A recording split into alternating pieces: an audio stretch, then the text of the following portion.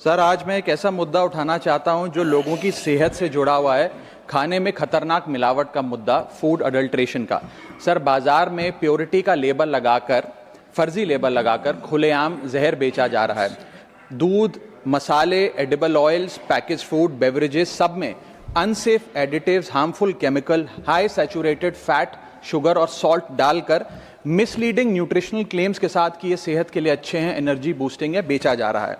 Sir, हालात ये हैं कि आप दूध खरीदिए तो उसमें यूरिया मिलता है, सब्जियां खरीदें उसमें ऑक्सीटोसिन है, पनीर के अंदर स्टार्च और कॉस्टिक सोडा है, आइसक्रीम में डिटर्जेंट पाउडर मिलता है, फ्रूट जूस में सिंथेटिक फ्लेवर और आर्टिफिशियल कलर, एडिबल ऑयल में मशीन ऑयल, गरम मसालों में ईंट का पाउडर और लकड़ी का चूरा, चाय में सिंथेटिक कलर, चिकन और पोल्ट्री आइटम में एनाबॉलिक स्टेरॉइड्स, शहद में शुगर सिरप और येलो डाई, यहां तक कि देसी घी में जो मिठाई बननी चाहिए वो भी वेजिटेबल ऑयल और वनस्पति से बनती है।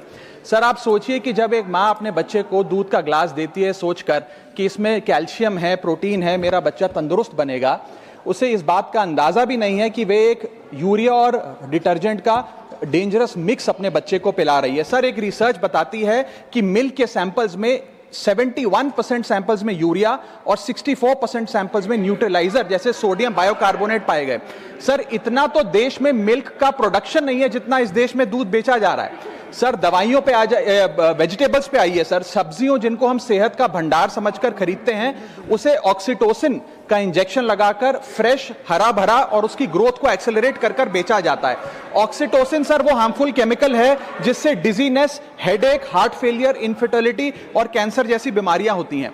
सर, वर्ष 2014-15 से लेकर 25-26 के बीच में जितने भी सैंपल्स की जांच हुई उसमें 25% सैंपल्स में मिलावट पाई गई, यानी कि हर 4 सैंपल्स में 1 में मिलावट पाई गई। न जाने कितने बीमार हुए, कितने अस्पताल में गए और कितनों की जानें चली गई। Sir, food adulteration is a raising health crisis और खास तौर पे ये बच्चे, बुजुर्ग और महिलाओं, प्रेग्नेंट महिलाओं के लिए खास तौर पे एक खतरे की घंटी है।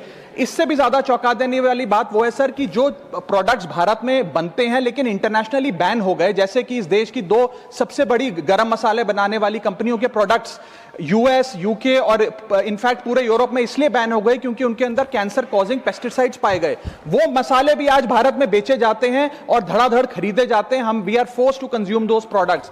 सर, हालात यह है कि और देशों के अंदर जिन फूड आइटम्स को पालतू जानवरों को भी नहीं खिलाया जाता, वो हमारे देश में धड़ाधड़ ये कंपनियां बेच रही हैं। सर, मैं इस संदर्भ में कुछ सुझाव लाया हूं। पहला सुझाव, FSSAI जो हमारा रेगुलेटर है उसे मजबूत करिए, एडुकेट मैन पावर दीजिए, एडुकेट लैब टेस्टिंग दीजिए। दूसरा, जो फाइन्स और पेनल्टीज हैं वो फाइनेंशियली मैनेजेबल है, उनको बढ़ाने की जरूरत है।